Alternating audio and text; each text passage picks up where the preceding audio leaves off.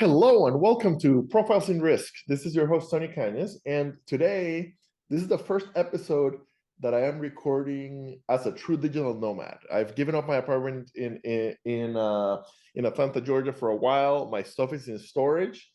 I am in between conferences, and so today I'm actually recording from, let me see if I can quickly kill my background so that it's actually visible.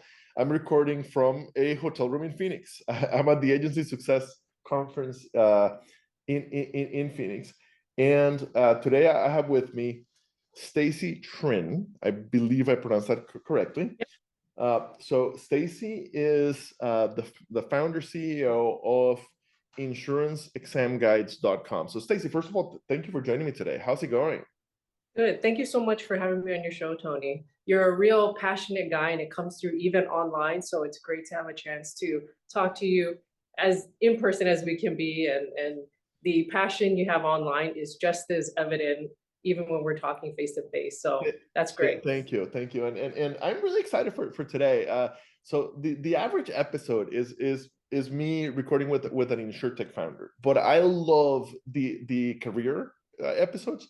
And I love the education episodes. And anybody who spent 10 minutes with me knows that I am fanatical about CPCU, and I'm like the biggest pusher of the CPCU program. And you and I kind of run in the same circles of CPCU nerds, and yet we'd never actually met, or there's a possibility that we might have halfway crossed paths at the Hawaii 2016 CPCU annual meeting. But we've never actually like sat down and chatted. And from my perspective, where I've seen you a lot is in the CPCU candidates group on Facebook. But even though we are Facebook friends, your profile photo is mostly a waterfall, right? With like a speck of Stacy kind of on the edge. So in my view, you've always been kind of a mystery wrapped in an enigma. So I feel like the fact that you're not in Witness Protection Program cover is like I feel special. I feel like I don't know if you've done any other podcasts, but I feel very special. So Stacy, we always I usually start by asking the guest kind of the elevator pitch. But in this case, let's start here. So there are many ways to prepare for CPCU. Sure. I myself did it in 2012, 2011, and I did it by reading the book, like reading the textbook, and doing the practice test. Right, I used no third-party tools. Then later on, Sandy Masters started Prep Academy, and I asked her like why classes, and she said because not everybody learns the same way, and she was so right. Over the years, I've run into so many people who have used different methods, and then there's always been, as far as I've been around, there's always been third-party tools to prep for CPCU, some of which are like wildly popular. Sure. And yours, little by little, has more and more often gets recommended by people. So finally, I figured we have to chat about it. So anyway, so why another third party? Because I think you're the youngest third party exam prep. Maybe. So what led you to create another CPCU test prep guide? So if I tell you honestly my backstory, it was not my decision. It was a lot of people egging me on. So essentially, I worked for a large nationwide auto insurance company in claims. And our company did offer financial incentives and covering the trip to the conferment or the annual meeting if you got it. And I didn't necessarily have any intention of like leaving to go to underwriting or change jobs, but I'm generally a person that likes to learn stuff. And so I went ahead and I did the program.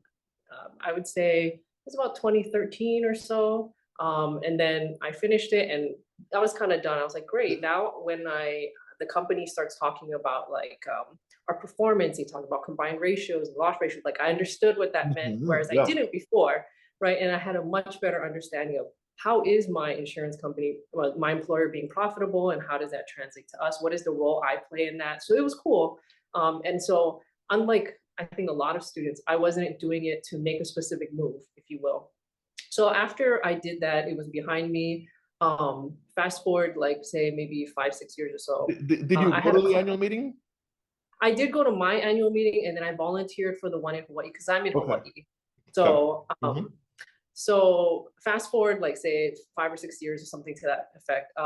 One of my colleagues or my coworkers, she came to me and she said, "Hey, look, I know you jammed through the program pretty quickly because I did all of my courses in about a year, and I think even though my employer is a nationwide company, the Hawaii branch is relatively small compared to the other branches, right? There are other locations that thousands of people. We had like 100 or so, and so not a ton of people in my office were doing the program or went through the program, and so the few who did took a lot longer. But in their defense, they had kids and they had other things, and I don't. So I had that advantage. But anyway, this particular colleague said, "Look, I failed my first attempt at the exam, and I know you jammed through it. And even in my work capacity, I did a lot of training related things." So she's like, "I have a pretty good idea, or I have the feeling you'll be a pretty good teacher, and I would really appreciate if you could tutor me, on this." And the funny thing is, at first I said, "I don't know about that," only because I would feel so much pressure. Like if you didn't pass, like because at my workplace they'll pay for your materials and your exam fee, but if you don't pass, you're on your own, right? So that was kind of a reason, like, oh, I'm out $300 or $400. I don't want to do that again, so I'm gonna try something different. So I was like, oh, I'd be so nervous if you counted on me and I let you down. So at first I was very hesitant to do it. But she said, "I know you'll be good at it. And so I'm going to ask you every single day until you say yes." And so every day when she went to get her coffee in the morning, she would stop by. She's like, "Ready to teach me yet?" And I was like, "I don't know. I don't know." But then she also somehow kind of got other people interested in doing, like having me tutor them too. I think there were people who were intimidated by the idea of going through all these courses and effectively going back to school, if you will. And the idea of having someone kind of lead them through was appealing. So eventually, long story short, she wore me down, and my workplace gave me permission and even offered to pay me a little bit of something to run like a study group or class. Nice. So yeah, so they gave us permission to have extra lunch hours. My company was very supportive of the CPCU program, and like as soon as I did it, I loved it. It was so much fun to see like the connections. It brought out the inner teacher in me, I guess, and it was so great to see people passing, and like people loved coming to class, and that was very fulfilling. And so the way I got into creating insurance exam guides, or IEG as people call it, um, I used, when I studied for the program myself, I made very, very detailed notes. I'm a very studious person, and my notes were pretty, if I would say so myself, they're really easy to use and whatnot. So I actually turned them into handouts for the class. And it was my students that told me, "You should, I bet there's people who would love this." Some people, between the lectures and that alone, without even bothering to read the Institute's textbook, that's what they use to study and prepare for the test. And they said, "You really should consider putting this stuff online and selling it, if you can make videos and stuff like that, other people can have the same access to you." And I guess some of the people had tried reading the book in the past, and they're like, it's way more engaging. Or for me, that person, it's just way easier to learn when someone's talking. And so it was actually great because they served as a real like focus group for me in a way. They could give me feedback on, these are the things I like the most. These are the things I found most helpful. They told me, "Okay, your explanation on this, here's what I would have wanted to know more about." And eventually, through them teaching those classes, I was able to figure out what is probably the best program I could put together. And ultimately, it goes back to what you said, everybody learns differently. So as much as I would say, I'm not going to stand out there and say, I am the best teacher for everybody, but I can say I'm a very different teacher. And I think one of the things that makes me different is that there's often a perception among students that less is better. There's so much fluff. I want you to cut it all out. I want you to get to the point. And to some degree, yes, you want to focus on the things that matter, that will actually relate to you at work, and that will be covered on the test. But I also felt like there's a lot of situations where if you don't have the context, like it doesn't fully make sense. And I like to describe it as Velcro, right? You have to have enough hooks for the thing to stick, right? Just having 2 or 3 hooks is not enough. You need at least 5 or 6. And that's kind of the sweet spot that I try to find in working with my in-person students. And then, once I did videos for the online course, when people give me feedback, I try to tweak things here and there. And ultimately, I think the thing that people say they like about me is 2 things. One is I give way more examples, I think, than a lot of the other study materials. And 2, I think I'm the most recent newcomer. And the advantage of being a newcomer to the CPCU study materials, arena is that I think a lot of materials were created before the age of YouTube, before the age of social media. And so I try to incorporate that in. I think the style of my videos and stuff is pretty different. I know recently the institutes did a lot of changes to their textbooks and curriculums, and they did try to make it very visual and video centric. And their video style is not just someone talking into a camera. They add animations and activities. And so I tried to do something a little more in that effect. But I am a one-person show, and videography is not like my forte. Really, teaching is.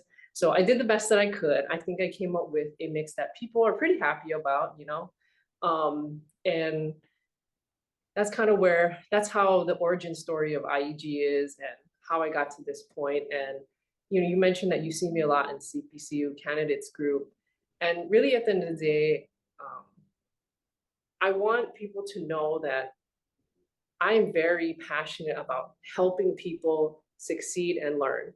And when I go into the CPCU candidates Facebook group, I think I've been lucky enough to get the traction I have because I'm there to answer questions and help people, whether or not you're a customer. It's great if you are, but we all lift each other up. And that's something I actually love about the CPCU candidate group. The sad reality is there's so many online spaces that are a little bit toxic or a little bit whatnot, but in there, I can count on going there with I have not seen toxicity, and everybody, they're just pushing each other up, right? Someone puts on a pass, everybody's there lifting it up and congratulating. Someone puts a question, other people are there to just answer, and they elaborate. And I just love the community there. And I feel honored to be part of it. Yeah. It is an absolutely wonderful community. I've been encouraging people who are going through the program to join for, it feels like a decade. It's been more than a decade because I got mine in 2011.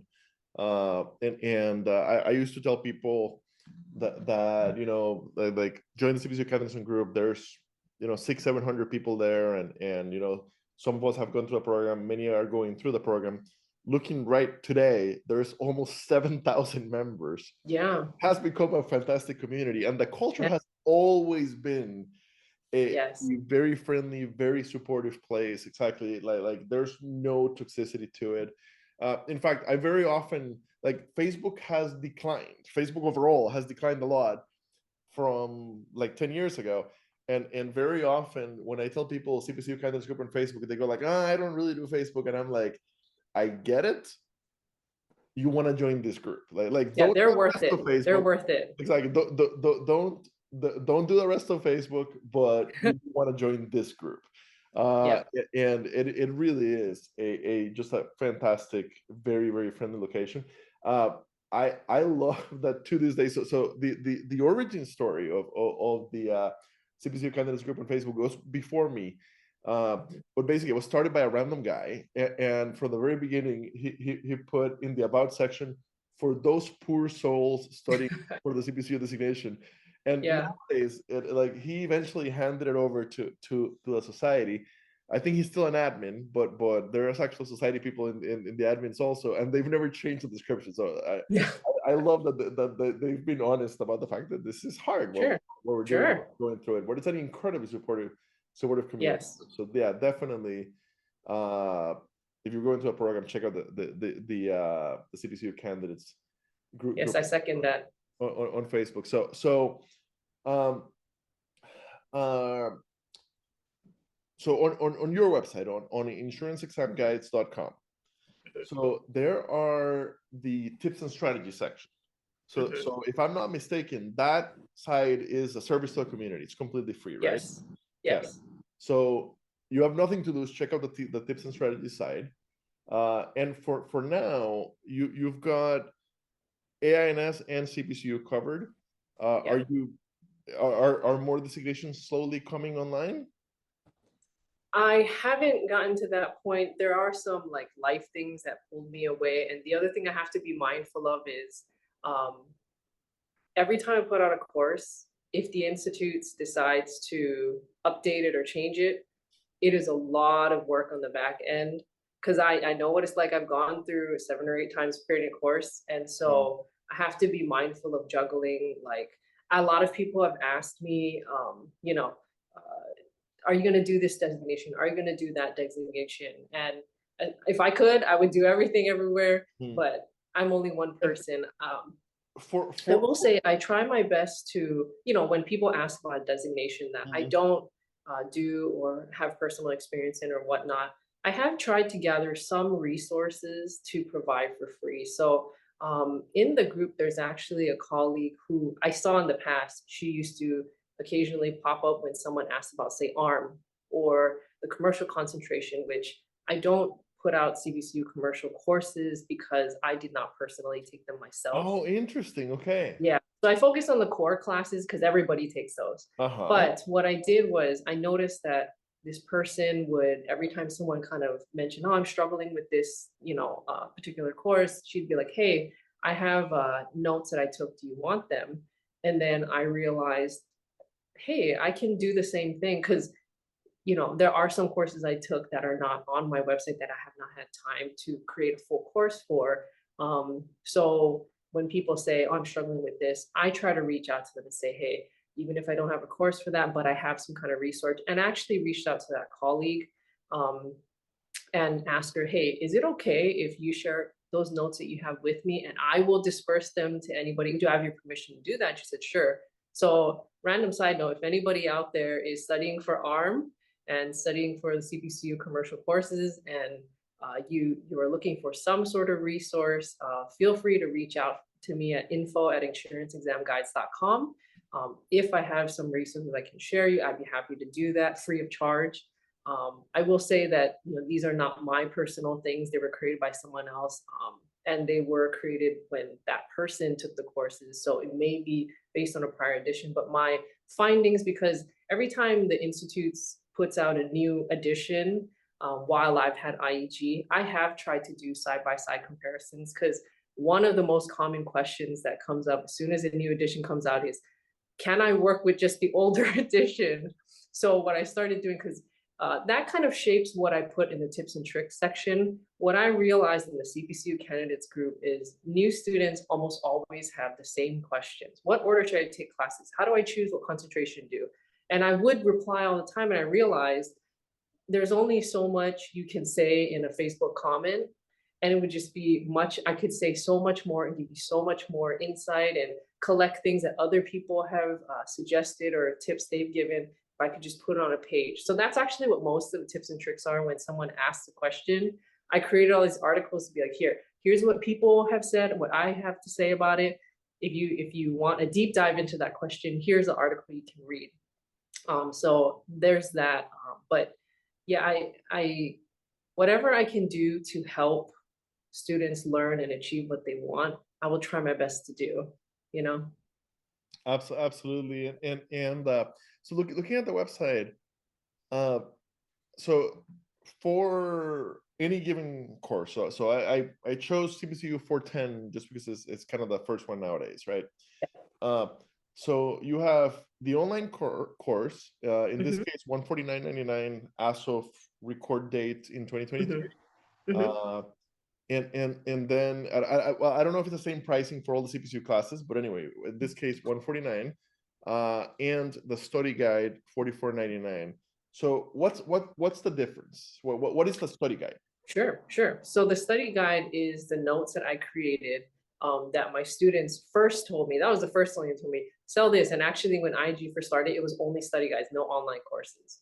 So I put out the notes, and it was incredibly popular. Like I'll be honest, I was who would want to pay for my particular notes? And apparently, a lot of people are, a lot of people found it helpful. And so I put them out there, and the intention for those is to help you kind of refresh on everything before you take the exam. Because let's be real, these are a lot of chapters, a lot of content. By the time you finish the last page, you might be fuzzy on the beginning pages, and you need something to kind of jog. And the other thing that's nice about the way I try to do my outlines is it helps you see the relationship between concepts. And so by the time you're done reading, you will have learned things that make the beginning easier to understand.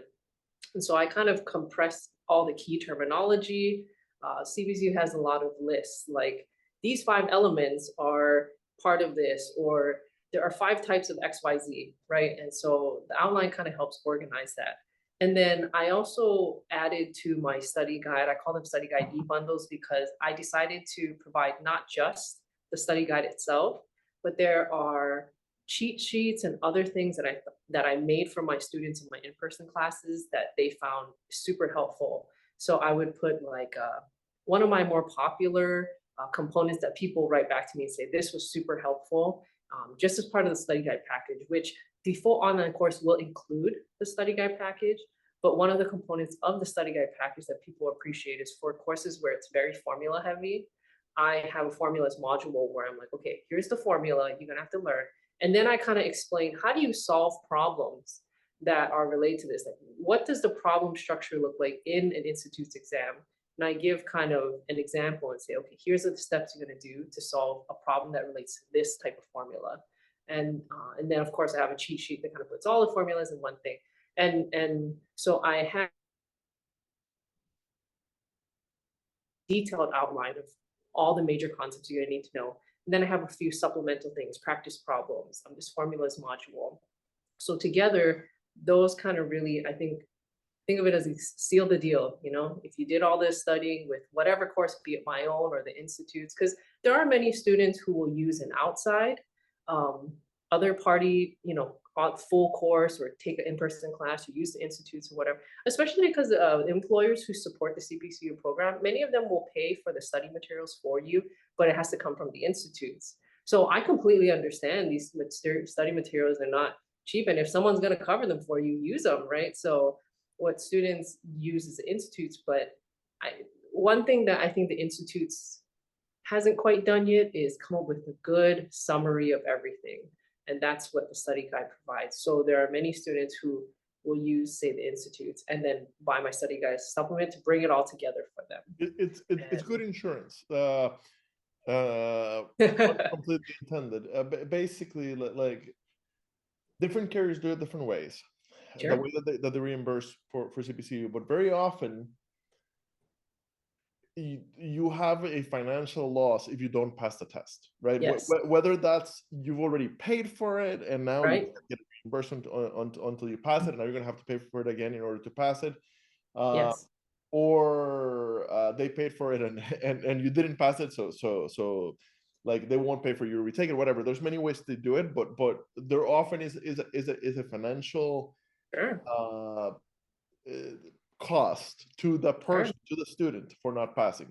So, right, the institute's official prep materials, $300 to $400 kind of thing. If you can maximize your chances of passing it by investing, $150 of your own, or 50 to 150, depending on which of the that's good peace of mind. Yeah, I think the study guides themselves, prices range depending on the course, but the most common price is $30. So if you have the institutes and you feel like you read it and you get it for the most part, this is kind of like you said, that extra insurance, 30 more bucks to feel like, okay, I remember I got everything kind of all in one place. I can just review it and feel good. And then the online course, I did also consider it. One of the benefits is it's really priced very competitively with the institutes, right? The institutes is $300 to $400, whereas my average course, the most common price is 130. So that's, less than half, maybe even a third, depending on the course. Because I was surprised to learn and looking at the analytics for my company, I have a lot of international students that are interested, and they don't necessarily have companies that are on board enough to cover it. And so providing an affordable alternative has been beneficial to them. And look, I completely understand that investing in CPCU or any other designation, really, there is a real financial cost to people. So I'm actually not one to sit here again and pitch and say, I'm the best person, I'm the one you should go with. I really want students, whenever people ask which is the best material to use, I don't say IEG. I say it really depends on you. And my suggestion is most of the major companies have a preview lesson you can see either on YouTube or on their website.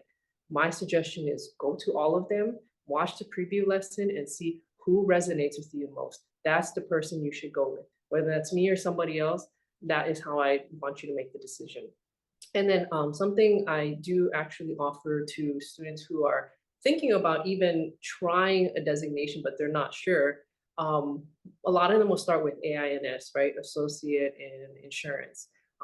I like to describe it as like the associate's degree in CPCU is like the bachelor's degree. It's kind of the way I would put it. But what I actually tried to do was to offer the AINS 101, which is the very first course you would take, the most intro course.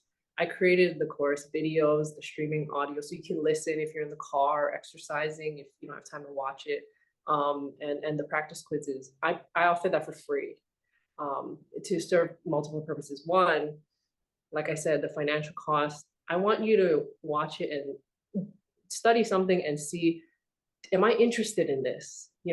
Is insurance the right industry for me, and is designation the right strategy for me? And if you can figure that out using a no cost option, that's great, right? So I thought putting that out will help them. And then for the people who are interested in insurance, like this will get them excited, I hope, about really furthering their career if they decide, yes, insurance is the right place for me. And I wanted to, I guess, eliminate or minimize that barrier, because I'm actually one to say CPCU or any designation really has a lot of power to help you career-wise, but it also requires you to invest not just money, but effort. It's kind of like if you go get an MBA or a PhD, right? You don't go to school, put the letters after your name, and sit back and wait for money and jobs to come in. That's not how it works, right? You have to go out there, and what it does is it creates that bridge for someone to talk to you, right? Someone seeing those letters knows, okay, I can talk to you about X, Y, and Z, and I know that you understand what I'm talking about because you went through the education, you have the background knowledge, so it creates a talking point for you. And that talking point is the secret networking, right? So people who get the designation, I actually have one of the articles on my tips and tricks page is a very common question, is getting the designation worth it? How did it help your career? And you will see if you ask that question in CPCU candidates Facebook group, which people ask all the time, you have two totally different camps almost. One group is like, I don't know, I got it and it did absolutely nothing for me and I regret it. And then another group that's like, it was great, it opened so many doors for me. And when I look at the two and try to think about what did they do differently, one group leveraged the designation to, it really is a great networking point, but you have to be willing to network, right? Yes. Oh my, preach. Yes. This is such a big deal. I wrote an article long ago, it must have been like 2013, called the $1 Million CPCU. And using some fuzzy math, because I'm not a math person, I made a case for if you do it early in your career, and I'm talking about people who work in the States. If you do it early in your career, CPCU can easily equate to about $1 million of extra income in your professional life. because you have so long for it to pay off. Yeah. And I do stand by that article. It really does pay off. Now, part of the reason it pays off is because of the length of time. Part of the reason it pays off is because it makes it so much easier to grow from the entry level to kind of the middle level Sure. quickly. Mm-hmm. So basically you start making more money quickly. But the few people for whom CPCU has not paid off, and I've chatted with thousands of people about this, right? I have never missed an annual meeting since 2011, never missed a leadership summit. I'm always there to meet the new people. I add them on LinkedIn. I see their career grow. The few people I run into that it has not paid off for, they did the designation, and that's it, right? Crickets. Right. And then nothing. They just they just assumed that I have it, magically it'll pay off. No, Right. you have it, so you gained a good amount of knowledge. You have to do something with. You have to apply for the jobs at the Sure. very least. Even better if you apply for the jobs and you also network. But at the very least, you have to apply for the jobs. You can't assume that just because you got it, you know, like your company is magically going to give you a Yeah. raise. You Absolutely. have to basically like CPCU is like a crowbar, or like it's some sort of tool. Mm-hmm. Just owning it does not Right. make, you have to like go and use it on the Yeah. stuff, Sure. right? Yeah. So I think,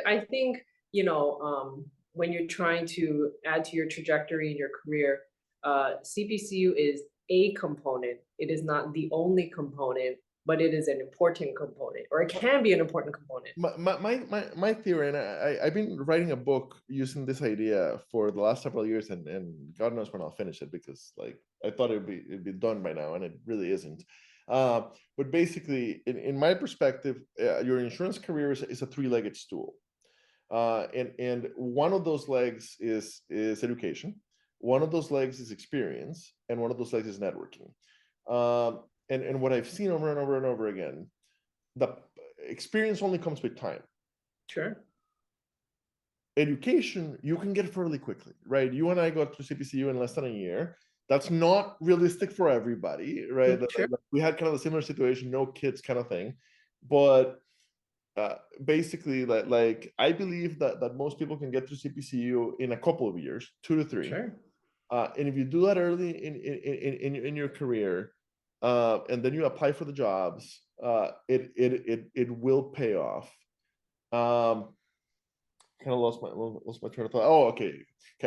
So the biggest thing CPC is going to do for you early in your career is putting you in the right place to get the experience. So basically, if you are in the State Farm call center or the Nationwide call center, or what, if you're in a customer service call center or in a claims call center, 10 years there is not 10 years of experience, because you probably stopped learning about 8 months in. Right now, if you let whatever carrier you're at pay for your CPCU, you put the effort to get it, and then you use that CPCU to get you out of the call center into a little bit more Meteor position. of a medium level role, and then again, like within a couple of years of getting CPCU, if you're actively trying to use it, you're applying for jobs, you're working on your interview skills, you're working on your network, uh, without question, within a couple of years, you'll now be in a job where you can really get that experience, which only comes with time. But CPCU is a great way to get in. Carly Burnham, my co-founder at Insurance Nerds, wasn't in the call center at Nationwide when we met, and I still have the email from her the next morning. We had the conversation, and she's the introvert, I'm the extreme extrovert, right? So like I throw just a ton of information at her while we're having coffee, And then the next morning she messages me once she's had time to process, and she says, okay, so what you're telling me is Nationwide will pay for it. It makes me more valuable, whether I stayed in insurance or not. I really didn't lose anything, right? Uh, it either helps me grow or I leave the industry, and it didn't hurt me, right? And I'm like, yes, exactly. And she said, will it actually get me out of the call center? And my reply was, using CPCU to get out of the call center is using a bazooka to open a locked door. Uh, Guaranteed it'll work. It's way overkill. Yeah. But guaranteed it'll work, and it's definitely paid off for her and so many other people. But you have to not only get CPCU, you have to use it to, right? You have to apply for the job. For sure. I actually feel like, when people ask that question, is it worth it? I pretty much say there's three things.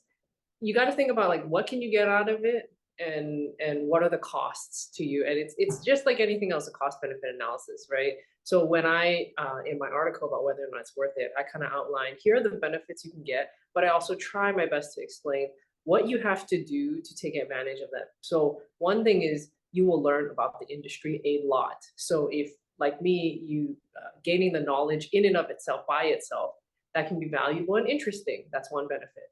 Two is your employer may offer benefits, right? The incentive or whatnot.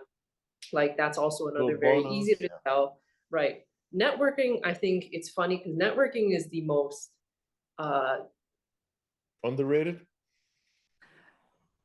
It's the most powerful. I think networking is the most powerful benefit, but also requires you to put in more work besides the program, right? Like if you want to learn about the industry, you read the book, done, you got that benefit. You pass the course, done, you got the incentive from your boss. Networking, like I said, essentially, this is part of the way I think of it.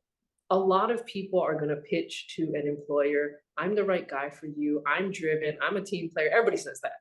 But when you have the CPCU designation, it's like, boom, right there, objective evidence to the employer. Objective evidence that you cared enough to do something about it, but that alone won't necessarily get them to hire you, right? So it's kind of like, here's my proof that I care, and then here's what I'm going to do with my skills and my knowledge and my passion. You still got to pitch that to them, but it separates you from the people who didn't, right? Because that's the same reason why workplaces ask if you have a degree. They don't really care too much. Like every class, every school is different. They don't ask you, like, give me a list of the courses you studied, right? They're like, okay, you went to college, that tells me something about you, right? So saying that you got the CPCU, it tells me something about you. It is not you and your whole picture, but it tells me something about you. And it opens the door to that conversation. Like, okay, I know you're interested in insurance or underwriting or whatnot. Let's talk further.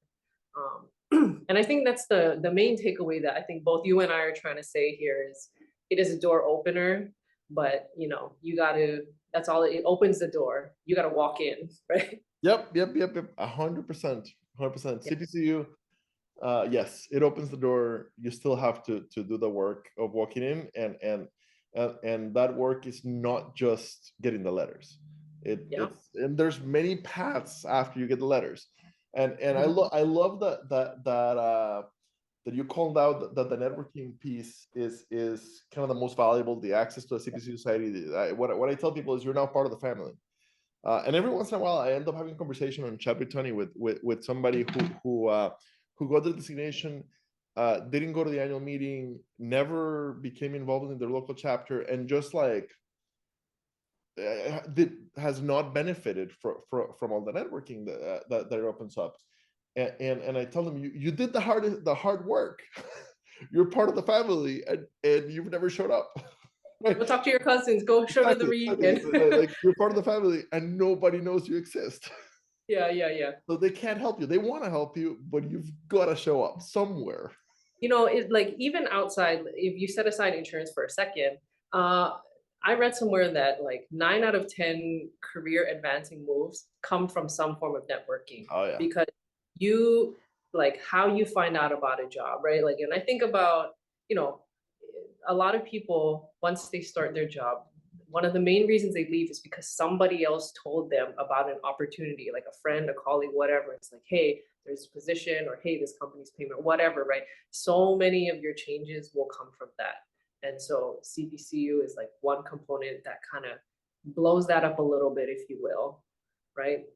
So that's what I would say, the value that comes in. So I pretty much like, I keep it real, or I try to keep it real, and I say, look, there's three situations where, especially if you're paying for it out of pocket, right? Because I'm gonna be honest, it's costly between the It is. materials and the exams. It's not free, you know? About 6 grand. Yeah. If out So of that is pocket, a significant amount of pay money. retail. To me, like if you're gonna pay out of pocket, there's, in my opinion, three situations where you should really stop and think about if it's the right path for you. One, if you don't plan to stay in insurance or risk, then the 6,000 might not pay off for you the way it will pay off for someone who stays. Yeah, Two, nobody will know what it is. this might be a little bit of a personal thing, but I am very uncomfortable with taking on that much debt. If you're, especially if you're not going to stay in insurance. And the last one I think is more important is if you don't know what you're doing, if you don't know what you want, and you're like, I don't know what I want to do, I'm just gonna go to school. I think whether even just outside of insurance, where people are like, I'm not happy where I am. I don't know what to do or how to get out, so I'm just gonna go to school and see what happens. I think our generation, I'm 40. I'm thinking you're a little bit younger than me, but yeah, no, I'm about your age actually. For our generation, I see it a lot. Right, we got our college degree, and well, right, like it did not it did not lead to the job I thought it would, or it did, and then I didn't like it.